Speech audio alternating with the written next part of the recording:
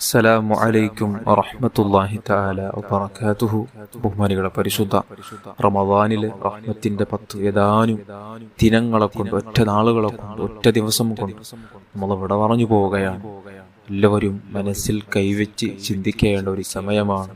പടച്ച റബ്ബിന്റെ റഹ്മത്തിന്റെ 10 എനിക്ക് ആഗതമാവുകയും റബ്ബിന്റെ റഹ്മത്ത് എനിക്ക് ലഭിച്ചോ, അള്ളാഹുവിനോട് എത്ര കണ്ട് ഞാൻ റഹ്മത്ത് ചോദിച്ചു എന്ന് ഓരോരുത്തരും ചിന്തിക്കേണ്ട ഒരു സമയമാണ്.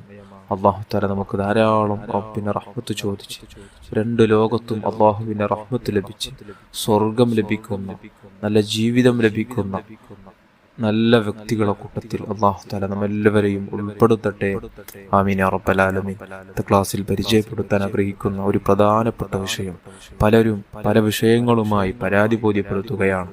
ഒരുപാട് ആളുകൾ ക്ലാസ്സിലൂടെയും മജ്‌ലിസിലൂടെയും നിരന്തരമായി കമന്റിലൂടെ അറിയിക്കുന്ന ഒരു കാര്യമാണ്, ഉസ്താദേ വീട് ലഭിക്കാൻ, നല്ലൊരു വീട് ലഭിക്കാൻ ഒരുപാട് കാലങ്ങളായി വാടക വീട്ടിൽ താമസിക്കുന്നു.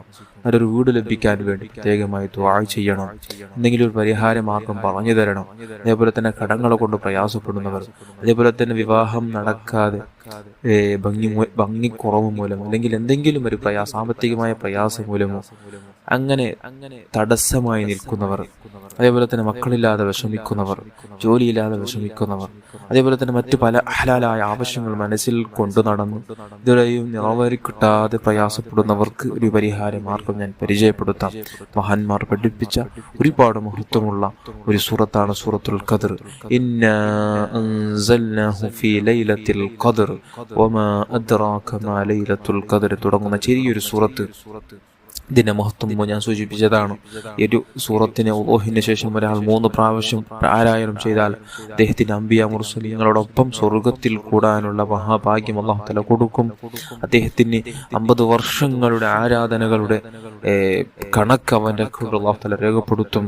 അതേപോലെ തന്നെ മറ്റു അനവധി മഹാഭാഗ്യങ്ങൾ അവനിക്ക് കൊയ്യാൻ പറ്റുന്ന ഏറ്റവും നല്ലൊരു സൂറത്താണ് ഈ ഒരു സൂറത്ത് എന്നുള്ളത്. ഈ സൂറത്തിന് പ്രഭാത സമയത്ത് സൂര്യൻ സുബഹി നിസ്കാരത്തിന് ശേഷം ഈ ഒരു സൂറത്ത് 41 തവണ ഒരാൾക്ക് പാരായണം ചെയ്യാൻ കഴിഞ്ഞാൽ, 41 പ്രാവശ്യം ഓരോ സുബഹി നിസ്കാരത്തിന് ശേഷം ചൊല്ലേണ്ട ഔറാദുകളൊക്കെ ഉണ്ടാകും. അതൊക്കെയും കഴിഞ്ഞതിന് ശേഷം ഈ സൂറത്ത് 41 തവണ നിങ്ങൾ പാരായണം തുടങ്ങുക, ഓതാൻ തുടങ്ങുക. കുറച്ച് നാളുകളെ കൊണ്ട്, കുറച്ച് ദിവസങ്ങളെ കൊണ്ട് നിങ്ങളുടെ ആവശ്യം മനസ്സിൽ കരുതിയ ആ ഒരു കാര്യം നടന്നു കിട്ടുമെന്ന് ഞാനല്ല പറയുന്നത്, മഹാന്മാർ പഠിപ്പിച്ചു വെച്ച ഒരു വിഷയമാണ്. അതുകൊണ്ട് നിങ്ങൾ ചെയ്യുക.